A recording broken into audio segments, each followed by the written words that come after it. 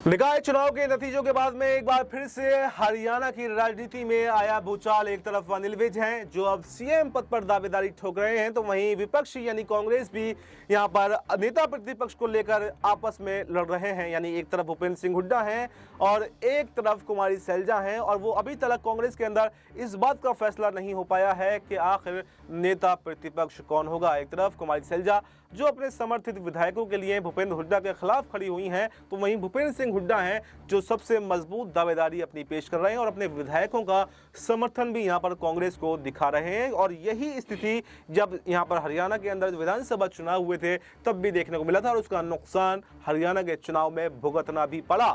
लेकिन उन सब नुकसानों के बावजूद भी कांग्रेस को, ना तो कांग्रेस के आलाकमान को और ना ही कांग्रेस के नेताओं को ये अक्ल आ रही है कि आखिर कैसे आपसी कलह को मिटाकर बीजेपी से लड़ा जाए, आपस में न लड़ा जाए। अगर बीजेपी की बात कर लें तो बीजेपी ने आपसी कलह को मिटा दिया। जो अनिल विज पहले नायब सिंह सैनी पर हमला बोल रहे थे, सीएम पद पर दावा ठोक रहे थे, जब बीजेपी ने उनको नोटिस भेजा, उनसे बातचीत की और उनके कहने पर जो अंबाला कैंट के जो पार्षदों के टिकट थे वो बदल दिए, तो वो मान गए, सारी अंतर्कलह खत्म हो गई।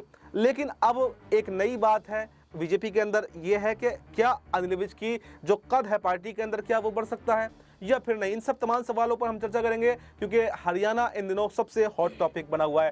तो राहुल जी मेरे साथ मौजूद हैं। राहुल जी, सबसे पहले तो आपका बहुत बहुत स्वागत है इस प्रोग्राम में। मेरा पहला ही क्वेश्चन आपसे रहेगा कि हरियाणा की राजनीति में जो भूचाल देखने को मिल रहा है, एक तरफ बीजेपी है, एक तरफ कांग्रेस है, और दोनों को कंपैरिजन करना काफी मुश्किल यहाँ पर हो रहा है, क्योंकि इस निकाय चुनाव में देखा जाए तो आज जो नतीजे आए हैं उन नतीजों में बीजेपी 10 में से 9 सीटों पर आगे चल रही है। यानी 9 नगर निगम के जो मेयर हैं वो बीजेपी के जीतते हुए दिखाई दे रहे हैं। वहीं पर सिर्फ एक सीट जो है वो कांग्रेस के पाले में जाती हुई दिखाई दे रही है। जो कांग्रेस अभी 6 महीने पहले जो विधानसभा चुनाव हुए थे उसमें मात्र 1% का ही वोट शेयर का अंतर था, 1% से भी कम। तो वो कांग्रेस इतनी कैसे पिछड़ गई? क्या आपसी अंतर कलह की वजह से कांग्रेस लगातार जो है हरियाणा में पीछे होती जा रही है? क्योंकि लगातार अभी देखा गया 6 महीने से ज्यादा का समय बीत चुका है, कांग्रेस को नेता प्रतिपक्ष ही नहीं मिल पाया। तो ऐसे में आप क्या कांग्रेस का भविष्य हरियाणा के अंदर देखते हैं? बस भाई, बहुत सही बात आपने बोला। क्या कांग्रेस पार्टी की अंतरकला इनको लेकर डूब रही है? क्या कांग्रेस पार्टी की अंतरकला की वजह से इन्हें निकाय चुनाव में इतना बड़ा झटका लगा है? और सबसे बड़ी बात है कि कांग्रेस पार्टी की जो लीडरशिप है वह पूरी तरीके से फेल है, इनका मैनेजमेंट पूरी तरीके से फेल है। और सबसे बड़ी बात है, हरियाणा निकाय चुनाव में जहां बड़ी तैयारी करनी चाहिए थी, मजबूती के साथ लड़ना चाहिए था, लेकिन वहां पर हुड्डा नजर नहीं आए प्रचार प्रसार के लिए। इनका कोई बड़ा चेहरा नजर नहीं आया, क्योंकि ये लड़ाई कर रहे हैं कुर्सी को लेकर, नेता प्रतिपक्ष की कुर्सी को लेकर, सीएम बनने को लेकर। और जो हाल हरियाणा में कांग्रेस पार्टी का हो रहा है वह किसी से छुपा नहीं है। और सबसे बड़ी बात अगर मैं कहूं तो ये बड़ी बात अब यहाँ पर जो कही जा रही है वह यह है कि अब हरियाणा में कांग्रेस पार्टी के अंदर 2 फाड़ होने वाले हैं, कुमारी सैलजा या भूपेंद्र सिंह हुड्डा। इन दोनों में से एक बड़ा चेहरा कांग्रेस पार्टी का साथ छोड़ देगा, क्योंकि नेता प्रतिपक्ष की कुर्सी को लेकर दोनों आमने सामने हैं। सैलजा ये चाहती है कि उनके समर्थित विधायकों में से किसी एक को ये जिम्मेदारी मिले, हुड्डा चाहते मेरे पास से जिम्मेदारी आए। और ऐसे में देखा जा रहा है कि जो इतना बड़ा झटका है कांग्रेस को लगा, इनके हाथ से निकाय चुनाव निकल गया, रिजल्ट इनके खिलाफ आते हैं, उसके बावजूद भी इनके कान में जू नहीं देख रहा। दिल्ली में पार्टी आलाकमान क्या कर रहा है कुछ नहीं पता, दिल्ली में पार्टी आलाकमान क्या तैयारी कर रहा है कुछ नहीं पता। तो देखिए, सीधे तौर पर नजर आ रहा है कांग्रेस पार्टी की अंतरकलह की वजह से इन्हें चुनावों में बार बार झटका लग रहा है। चाहे निकाय चुनाव हो, चाहे विधानसभा के चुनाव हो, चाहे वे लोकसभा चुनावों की बात करो, इनके नेताओं की बयानबाजी का असर देखा जा रहा है। और सबसे बड़ी बात है, हरियाणा में कांग्रेस पार्टी ने देखिए भले ही अगर कहा जाए तो बड़ी टक्कर बीजेपी को दी है, लेकिन जिस तरीके से यहाँ पर देखा जा रहा है कि जो उनके हाथ से इतना बड़ा जो निकाय चुनाव है वे निकल जाता है, और दूसरी तरफ ये देखा जाता है कि निकाय चुनाव के नतीजे आने के बाद में, स्थितियां आने के बाद में नेता प्रतिपक्ष की कुर्सी को लेकर कुमारी सैलजा हुड्डा आपस में बढ़ते नजर आते। राहुल का स्टेटमेंट नहीं आता, सोनिया का स्टेटमेंट कहा ही जाता था कि इंसान को ठोकर लगने के बाद में अकल आ जाती है।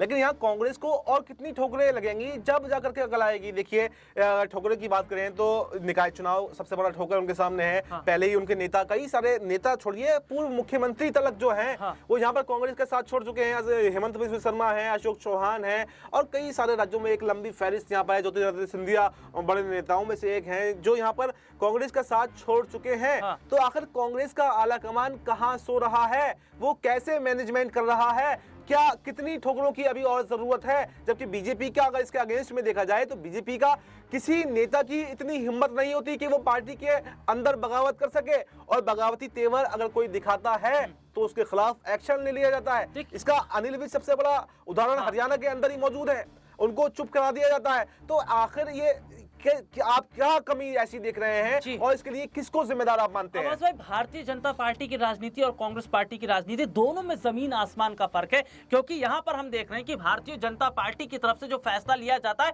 वे पहला और अटल फैसला होता है, लेकिन कांग्रेस की तरफ से फैसला हर कोई लेता है। इसमें स्टेट लेवल के भी अपने बंदे लेते हैं, छोटे लेवल के भी लोग अपने आप ही बड़ा फैसला लेते हैं। पार्टी आलाकमान क्या कह रहा है, नहीं कह रहा है, कोई मतलब नहीं है। मल्लिकार्जुन खड़गे का अलग स्टेटमेंट होता है, अलग स्टेटमेंट भूपेंद्र सिंह हुड्डा का होता है, अलग स्टेटमेंट कुमारी शैलजा का अलग होता है, शशि थरूर का अलग स्टेटमेंट होता है। तो पार्टी पूरी तरीके से बटी हुई है। यहाँ पर यही नहीं पता चल रहा कि नेतृत्व कौन कर रहा है पार्टी का। तो जिस तरीके के हालात इस वक्त बने हुए जाहिर तौर पर बताते हैं कि कांग्रेस पार्टी के हालात बुरे हैं। अगर इनका मैनेजमेंट ठीक नहीं रहेगा, अगर इनकी लीडरशिप ठीक नहीं रहेगी तो इसी तरीके की स्थिति रहेंगे और चुनाव ये लोग हारते रहेंगे।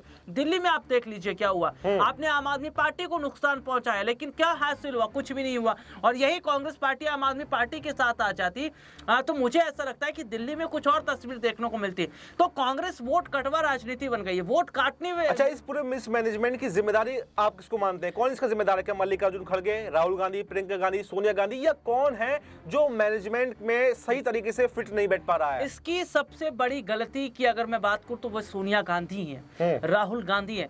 सोनिया गांधी को ये अब कह देना चाहिए कि पार्टी के सारे बड़े फैसले यही लेंगे और इनका फैसला ही सर्वप्रथम मान्य होगा और इनके फैसले के कोई खिलाफ नहीं जाएगा। अगर इस तरीके की बात होती है तो मुझे लगता है तब जाकर जो है एक काम होगा। लेकिन अच्छा, अभी राहुल गांधी जो है बहुत ज्यादा आक्रामक हुए थे। उन्होंने कहा था कि अभी गुजरात में वो गए थे और संबोधित करते हुए उन्होंने कहा कि हमारी पार्टी के कुछ नेता बीजेपी के लिए काम कर रहे हैं और जरूरत अगर पड़ी तो 30 से 40 नेताओं को जरूर बाहर निकाला जाएगा। तो क्या वो हरियाणा की तरफ इशारा कर रहे थे?